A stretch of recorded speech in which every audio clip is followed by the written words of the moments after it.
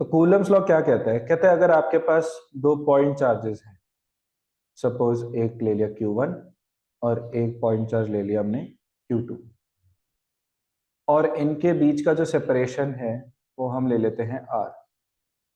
तो Coulomb's law ये कहता है कि इन दो चार्जेस के बीच में या तो इनके बीच में एक फोर्स एग्जिस्ट करेगा, या तो वो फोर्स जो होगा वो अट्रैक्टिव होगा, या फिर वो फोर्स होगा रिपल्सिव।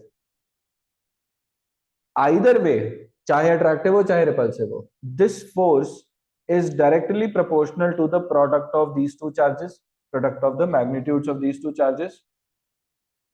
ठीक है? It is inversely proportional to the square of the distance between the two charges. And third thing, जिसकी ज्यादातर बात नहीं करी जाती, ग्रेविटेशन में भी ये चीज, ये जो फोर्स ऑफ अट्रैक्शन या रिपल्शन होता है ना, ये ऐसे रैंडमली नहीं लगता।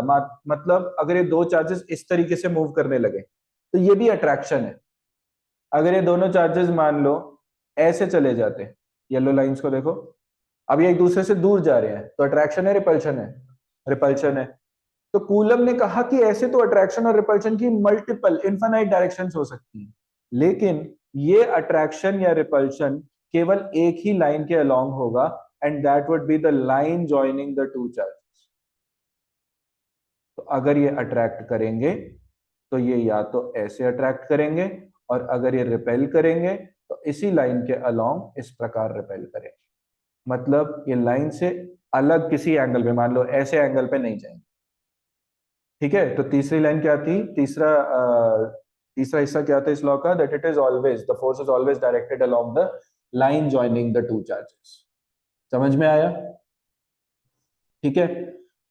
एक छोटी सी चीज और है कि ये चार्जेस जो है ना वो रेस्ट पे होने चाहिए, स्टैटिक होने चाहिए। अगर चार्जेस रेस्ट पे नहीं है ना, तो इनकी मैग्नेटिक इंटरैक्शन भी बीच में आ जाएगा, वो हमें नहीं चाहिए।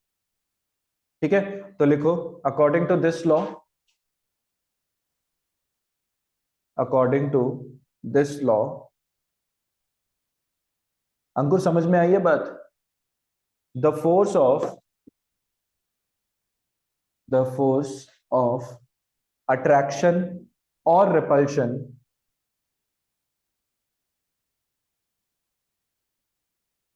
Between two point charges, point को अंडरलाइन कर लो, बहुत जरूरी है। अगर पॉइंट चार्ज नहीं है तो कूलम्स लॉ एप्लीकेबल नहीं है। Between two point charges at rest, at rest को भी अंडरलाइन कर लो। तो पॉइंट होना जरूरी है चार्जेस का, और रेस्ट भी होना जरूरी है। Between two point charges at rest is directly proportional to, directly proportional to the product. भाई स्टेटमेंट लिख पूरी, मुझे पता है तूने क्या किया वहां पे। प्रोपोर्शनैलिटी का साइन लगा देना स्टेटमेंट में, वो मैथमेटिकल एक्सप्रेशन में आएगा। दादा टीटी ना बन। Is directly proportional to the product of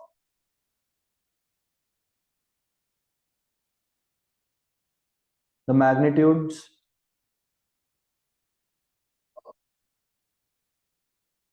of the two charges, या देयर मैग्नीट्यूड्स भी लिख सकते anyway, comma inversely proportional to,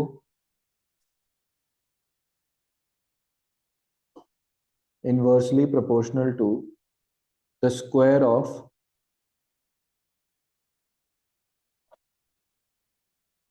the distance between them,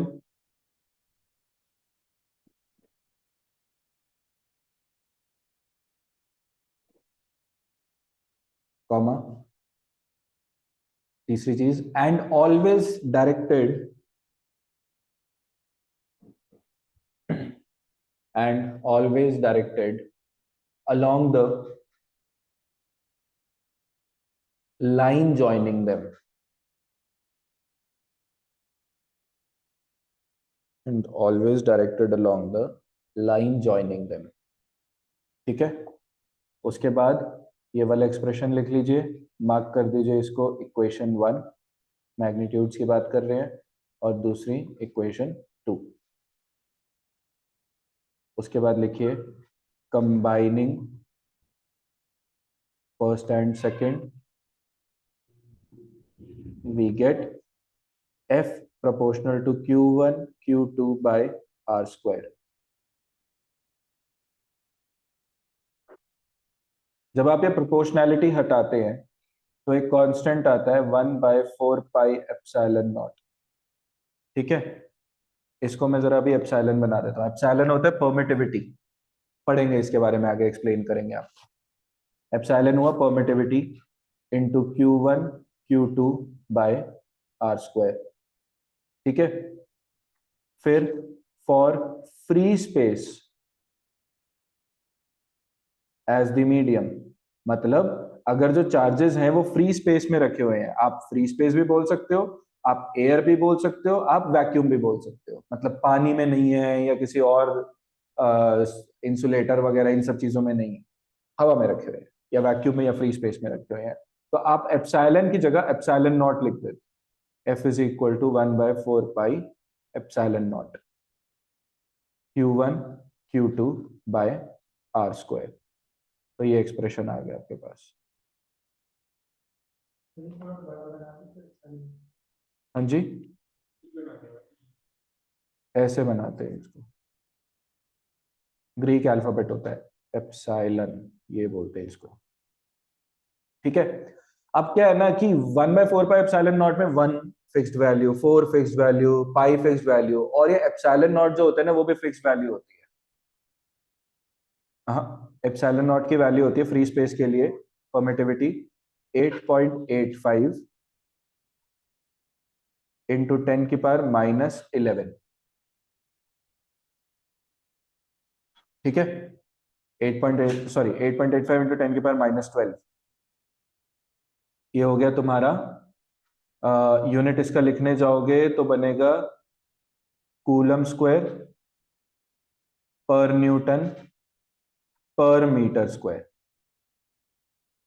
ठीक है, अब 1/4 पाई और एप्सिलॉन नॉट सब कुछ फिक्स्ड है, तो पूरे 1/4 पाई एप्सिलॉन नॉट की वैल्यू फिक्स होनी चाहिए ना, इसीलिए हम बार बार कैलकुलेशन अवॉइड करने के लिए इस पूरी चीज को के बोल देते हैं।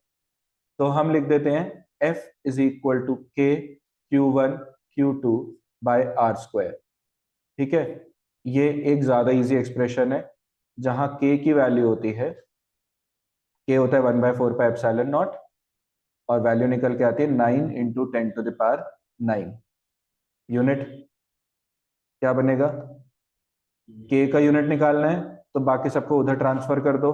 Force into R square upon Q1 Q2, force का हुआ न्यूटन, आर स्क्वायर का हुआ metre square per coulomb square.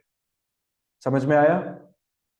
तो ये वाला एक्सप्रेशन आप सिर्फ एयर के लिए या वैक्यूम के लिए या फ्री स्पेस के लिए यूज करोगे, बाकी नहीं यूज करोगे, बाकी मीडिया के लिए नहीं यूज कर सकते। हाँ जी, 8.85 इंटू 10⁻⁻12।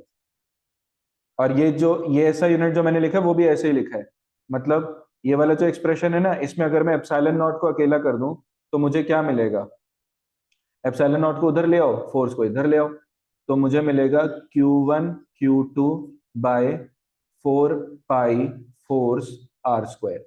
अब 4 पाई का तो कोई यूनिट है ही नहीं, Q1 Q2 का क्या हुआ कूलम स्क्वायर, फोर्स का क्या हुआ न्यूटन, और क्योंकि वो नीचे है तो न्यूटन की पावर -1, आर का क्या हुआ मीटर, तो आर स्क्वायर का मीटर स्क्वायर, और क्योंकि वो नीचे है तो मीटर की पावर -2। वही तो लिखा मैंने यहाँ पे। समझ में आया? नोट कर लो। क्या कोई ऐसी चीज है जो आप पूछना चाहते हो? पक्का? चलो, फिर आगे नेक्स्ट लेक्चर में करेंगे हम परमिटिविटी और इसकी वेक्टर फॉर्म, वो सारी चीजें। कोई इशू?